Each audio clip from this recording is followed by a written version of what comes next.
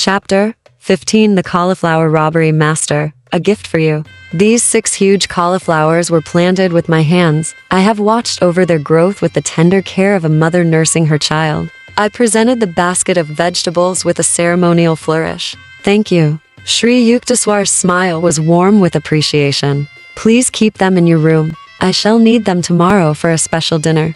I had just arrived in Puri 15-1 to spend my college summer vacation with my guru at his seaside hermitage. Built by Master and his disciples, the cheerful little 2-storied retreat fronts on the Bay of Bengal. I awoke early the following morning, refreshed by the salty sea breezes and the charm of my surroundings. Sri Yukteswar's melodious voice was calling. I took a look at my cherished cauliflowers and stowed them neatly under my bed.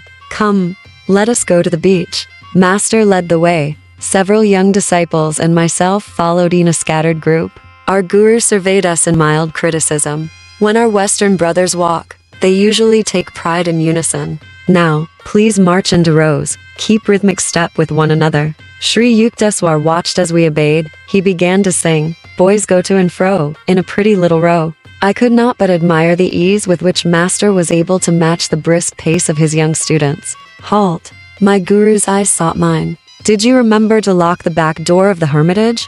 My guru's seaside hermitage at Puri, a steady stream of visitors poured from the world into the hermitage, tranquility. A number of learned men came with the expectation of meeting an orthodox religionist. A supercilious smile or a glance of amused tolerance occasionally betrayed that the newcomers anticipated nothing more than a few pious platitudes. Yet their reluctant departure would bring an expressed conviction that Sri Yukteswar had shown precise insight into their specialized fields of knowledge. My guru always had young resident disciples in his hermitage. He directed their minds and lives with that careful discipline in which the word disciple is etymologically rooted. I think so, sir. Sri Yukteswar was silent for a few minutes, a half-suppressed smile on his lips. No, you forgot, he said finally. Divine contemplation must not be made an excuse for material carelessness. You have neglected your duty in safeguarding the ashram. You must be punished. I thought he was obscurely joking when he added, your 6 cauliflowers will soon be only 5.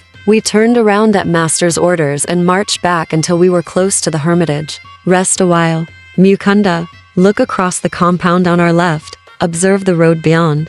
A certain man will arrive there presently. He will be the means of your chastisement. I concealed my vexation at these incomprehensible remarks. A peasant soon appeared on the road. He was dancing grotesquely and flinging his arms about with meaningless gestures. Almost paralyzed with curiosity, I glued my eyes on the hilarious spectacle. As the man reached a point in the road where he would vanish from our view, Sri Yukteswar said, "Now, he will return." The peasant at once changed his direction and made for the rear of the ashram. Crossing a sandy tract, he entered the building by the back door. I had left it unlocked, even as my guru had said. The man emerged shortly, holding one of my prized cauliflowers. He now strode along respectably, invested with the dignity of possession.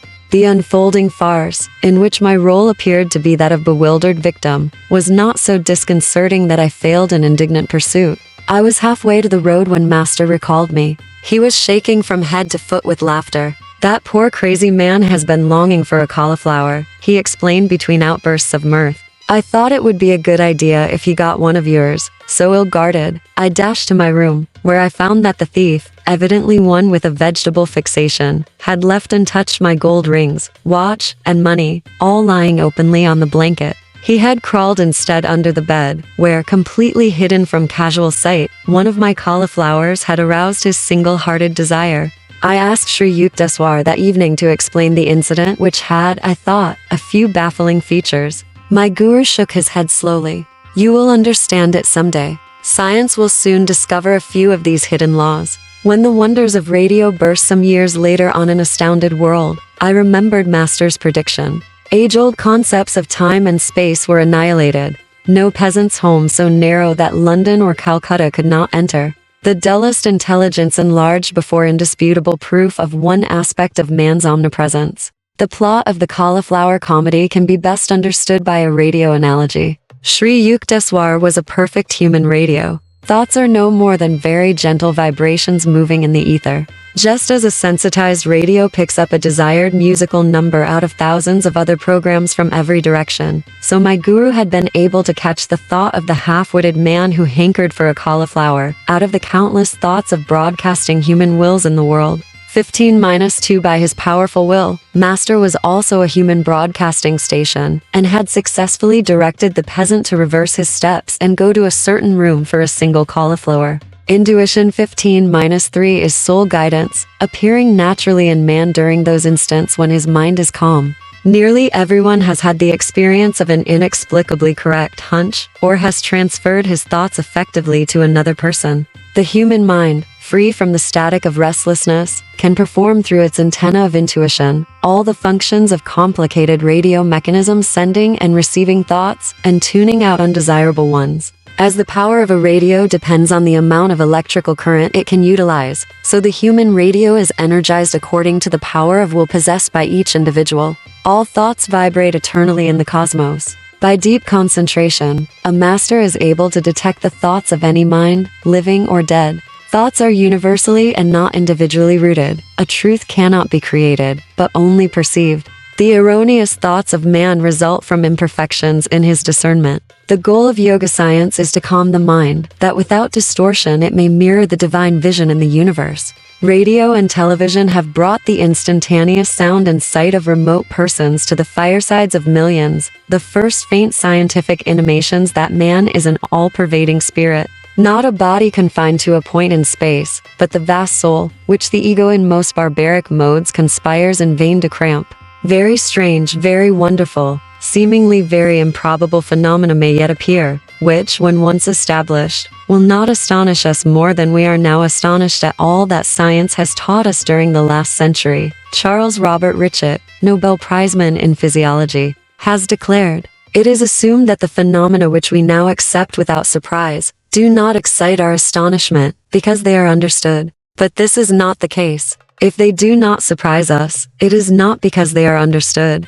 it is because they are familiar. For if that which is not understood ought to surprise us, we should be surprised at everything: the fall of a stone thrown into the air, the acorn which becomes an oak, mercury which expands when it is heated, iron attracted by a magnet, phosphorus which burns when it is rubbed. The science of today is a light matter. The revolutions and evolutions which it will experience in 100,000 years will far exceed the most daring anticipations. The truths, those surprising, amazing, unforeseen truths which our descendants will discover, are even now all around us, staring us in the eyes, as so to speak, and yet we do not see them. But it is not enough to say that we do not see them. We do not wish to see them, for as soon as an unexpected and unfamiliar fact appears, we try to fit it into the framework of the commonplaces of acquired knowledge, and we are indignant that anyone should dare to experiment further. A humorous occurrence took place a few days after I had been so implausibly robbed of a cauliflower. A certain kerosene lamp could not be found. Having so lately witnessed my guru's omniscient insight, I thought he would demonstrate that it was child's play to locate the lamp. Master perceived my expectation. With exaggerated gravity, he questioned all ashram residents. A young disciple confessed that he had used the lamp to go to the well in the backyard. Sri Yukteswar gave the solemn counsel, "Seek the lamp near the well." I rushed there. No lamp. Crestfallen, I returned to my guru. He was now laughing heartily, without compunction for my disillusionment. "Too bad I couldn't direct you to the vanished lamp. I am not a fortune teller." With twinkling eyes, he added, "I am not even a satisfactory Sherlock Holmes." I realized that Master would never display his powers when challenged, or for a triviality. Delightful weeks sped by. Sri Yukteswar was planning a religious procession. He asked me to lead the disciples over the town and beach of Puri. The festive day dawned as one of the hottest of the summer. "Guruji, how can I take the barefooted students over the fiery sands?" I spoke despairingly. "I will tell you a secret," Master responded. "The Lord will send an umbrella of clouds. You all shall walk in comfort." I happily organized the procession. Our group started from the ashram with a Sat Sangha banner. 15-4 designed by Sri Yukteswar. It bore the symbol of the single 15-5 eye, the telescopic gaze of intuition. No sooner had we left the hermitage than the part of the sky which was overhead became filled with clouds as though by magic, to the accompaniment of astonished ejaculations from all sides. A very light shower fell, cooling the city streets and the burning seashore. The soothing drops descended during the 2 hours of the parade. The exact instant at which our group returned to the ashram, the clouds and rain passed away tracelessly. "You see how God feels for us," Master replied, after I had expressed my gratitude. "The Lord responds to all and works for all. Just as he sent rain at my plea, so he fulfills any sincere desire of the devotee. Seldom do men realize how often God heeds their prayers. He is not partial to a few, but listens to everyone who approaches him trustingly. His children should ever have implicit faith in the loving kindness of their omnipresent Father." 15/6 Sri Yukteswar sponsored 4 yearly festivals, at the equinoxes and solstices, when his students gathered from far and near. The winter solstice celebration was held in Serampuri. The first one attended left me with a permanent blessing. The festivities started in the morning with a barefoot procession along the streets. The voices of 100 students rang out with sweet religious songs. A few musicians played the flute and kolkardal drums and cymbals. Enthusiastic townspeople strewed the path with flowers, glad to be summoned from prosaic tasks by our resounding praise of the Lord's blessed name. The long tour ended in the courtyard of the hermitage. There we encircled our guru, while students on upper balconies showered us with marigold blossoms. Many guests went upstairs to receive a pudding of karina and oranges. I made my way to a group of brother disciples who were serving today as cooks. Food for such large gatherings had to be cooked outdoors in huge cauldrons. The improvised wood-burning brick stoves were smoky and tear-provoking, but we laughed merrily at our work. Religious festivals in India are never considered troublesome. Each one does his part, supplying money, rice, vegetables, or his personal services. Master was soon in our midst, supervising the details of the feast. Busy every moment, he kept pace with the most energetic young student. A Sankirtan group chanting, accompanied by the harmonium and hand-played Indian drums, was in progress on the second floor. Sri Yukteswar listened appreciatively. His musical sense was acutely perfect. "They are off-key." Master left the cooks and joined the artists. The melody was heard again, this time correctly rendered. In India, music as well as painting and the drama is considered a divine art. Brahma, Vishnu, and Shiva, the eternal trinity, were the first musicians. The divine dancer Shiva is scripturally represented as having worked out the infinite modes of rhythm in his cosmic dance of universal creation, preservation, and dissolution, while Brahma accentuated the time beat with the clanging cymbals, and Vishnu sounded the holy mridanga or drum. Krishna, an incarnation of Vishnu, is always shown in Hindu art with a flute, on which he plays the enrapturing song that recalls to their true home the human souls wandering in Maya delusion. Saraswati, goddess of wisdom, is symbolized as performing on the veena, mother of all stringed instruments. The Samaveda of India contains the world's earliest writings on musical science. The foundation stone of Hindu music is the ragas or fixed melodic scales. The 6 basic ragas branch out into 126 derivative Rajanas wives and Putras sons. Each raga has a minimum of 5 notes, a leading note Vadi or king, a secondary note Samavadi or prime minister, helping notes Anyavadi, attendants, and a dissonant note Vivadi, the enemy. Each one of the 6 basic ragas has a natural correspondence with a certain hour of the day, season of the year, and a presiding deity who bestows a particular potency. Thus, 1 the Hindul raga is heard only at dawn in the spring, to evoke the mood of universal love. 2 Dipaka raga is played during the evening in summer, to arouse compassion. 3 Mega raga is a melody for midday in the rainy season, to summon courage. 4 Bhairava raga is played in the mornings of August, September, October, to achieve tranquility. 5 Shri raga is reserved for autumn twilights, to attain pure love. 6 Malkaunsa raga is heard at midnights in winter, for valor. The ancient rishis discovered these laws of sound alliance between nature and man. Because nature is an objectification of Om, the primal sound or vibratory word, man can obtain control over all natural manifestations through the use of certain mantras or chants. 15-7 Historical documents tell of the remarkable powers possessed by Meontan Sen, 16th century court musician for Akbar the Great. Commanded by the emperor to sing a night raga while the sun was overhead, Tan Sen intoned a mantra which instantly caused the whole palace precincts to become enveloped in darkness. Indian music divides the octave into 20 srutas or demi-semitones. These microtonal intervals permit fine shades of musical expression unattainable by the Western chromatic scale of 12 semitones. Each one of the 7 basic notes of the octave is associated in Hindu mythology with a color, and the natural cry of a bird or beastie with green, and the peacock, Ray with red, and the skylark, Me with golden, and the goat, Fa with yellowish white, and the heron, Sol with black, and the nightingale, La with yellow, and the horse, Si with a combination of all colors, and the elephant. 3 scales major, harmonic minor, melodic minor are the only ones which Occidental music employs, but Indian music outlines 72 thetis or scales.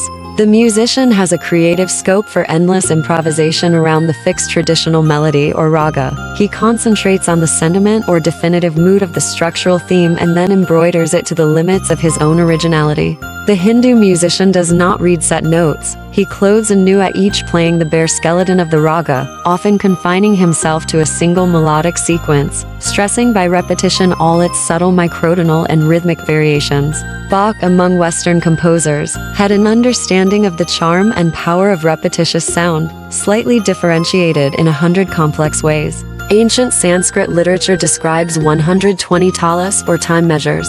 The traditional founder of Hindu music, Bharata, is said to have isolated 32 kinds of tala in the Song of a Lark. The origin of tala or rhythm is rooted in human movements, the double time of walking, and the triple time of respiration and sleep, when inhalation is twice the length of exhalation. India has always recognized the human voice as the most perfect instrument of sound. Hindu music, therefore, largely confines itself to the voice range of 3 octaves. For the same reason, melody relation of successive notes is stressed, rather than harmony relation of simultaneous notes. The deeper aim of the early Rishi musicians was to blend the singer with the cosmic song, which can be heard through awakening of man's occult spinal centers. Indian music is a subjective, spiritual, and individualistic art, aiming not at symphonic brilliance but at personal harmony with the oversoul. The Sanskrit word for musician is bhagavathar, he who sings